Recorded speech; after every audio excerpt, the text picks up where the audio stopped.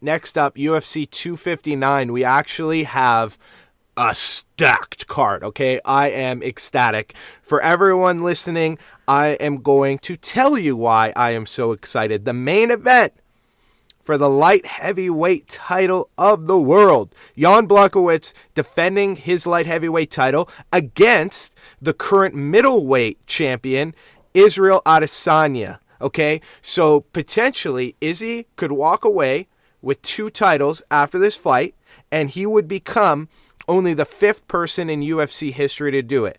Conor McGregor was first, we all know that one. Then Daniel Cormier, then Amanda Nunes, who we'll get into next because she's also fighting on this card, and then Henry Cejudo. So he would be entering some serious territory by doing this. I'll do a little breakdown. Me and you talked about it before we got on air. Israel Adesanya is 19-0. He has not lost a professional fight. He's the middleweight champion of the world. He's defended his title twice. He beat a tough guy in Whitaker to take the title. He has 15 of his 19 wins are by stoppage. The man is likely, if not now, going to be the best pound-for-pound fighter in the world. So I am excited to see him fight. But he's not exactly going up against some nobody. He's going up against the champ. He is a lot bigger. Izzy's going up a weight class, so there is going to be a little bit of size. Blachowicz is 27-8. He's pretty well-rounded. He's won about a third of his fights by stoppage, TKO, KO. He's won a third of his fights by submission, and about a third of his fights have gone to decision. But Israel Adesanya's takedown defense is at about 86%. So I don't know, but I'm excited. 2 titles, okay? I love it.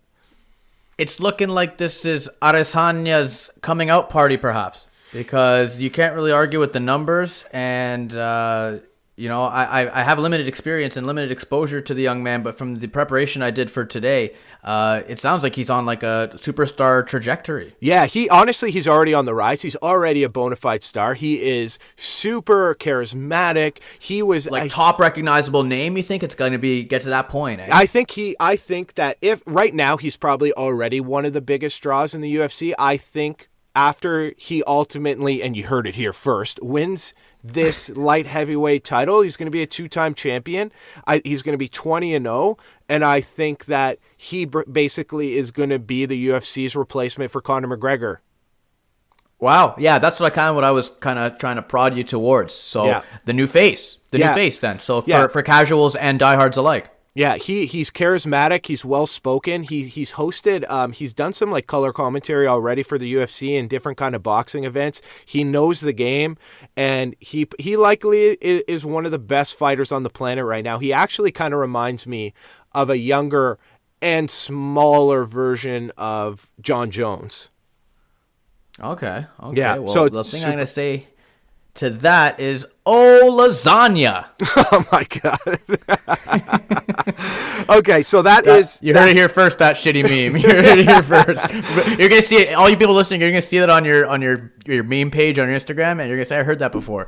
And that's the low effort meme you heard here first. That's the low hanging fruit joke for sure. So that's gonna be honestly a super exciting fight. Then we got a co-main event.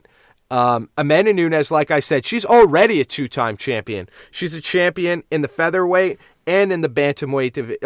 In the flyweight and the bantamweight. She's already defended both titles several times. She's 20-4. She's beat Ronda Rousey. She's beat Misha Tate. She beat Chris Cyborg, who everyone thought, obviously she was kind of at the end of her career, but Chris Cyborg is honestly horrifying. So she is projecting to be basically the Izzy Adesanya of the women's side, and she's going up against an 11-4 Anderson.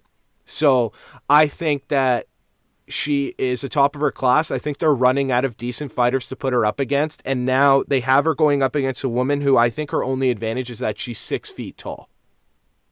So Amanda Nunes, everyone should be watching her fights all the time anyway. That's already 100%. That's already must-see television. So you're right in saying that, yeah, they must be running out of interesting fighters to pit her against, right? Like, what more can you do? Yeah, that's basically what more it. Can you do? Yep. But it's interesting because I would say you know, a lot of the fighters, when they're talking about this, it's obviously Nunes's fight to lose, but they're saying, you know, don't count out Anderson. Like I said, she's 6 feet tall. She's at least 10, 15 pounds heavier than Nunes at like kind of her natural weight. And, you know, when you have stuff like that happen, that's where you can maybe get caught or, you know, slip. But that being said, I think, again, you know, I would lock her in for a W.